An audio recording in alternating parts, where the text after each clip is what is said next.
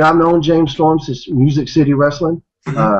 Before me and Shannon signed to WCW, I used to work with James Storm in the Nashville area. And I think we had a match in WCW, when we were 3 count coming up doing our thing. I think we had a match with James Storm and maybe Aaron Parrish or someone like that.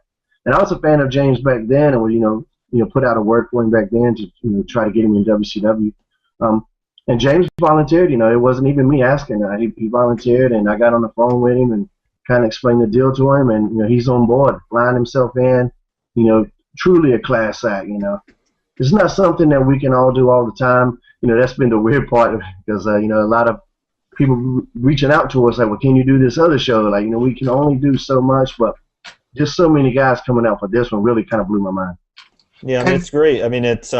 James Storm's just a class act too. I know he did that Dutch Mantel benefit show for free after he lost his granddaughter tragically. So he's real good guy, real class act. Just wondering, did you see the talent in James Storm at the time when you were wrestling him in WCW in the early days, and did you think that he'd be a big star as he is now?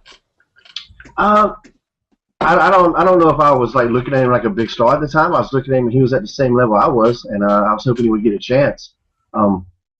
We were both pretty young back then. I think I probably had a couple more years under my belt than he did, but I knew he had talent. And that's the only. I wouldn't speak up for nobody, even if you're my friend. If I don't think you have talent, you got to be careful about endorsing people like that, because then company won't trust your judgment down the road.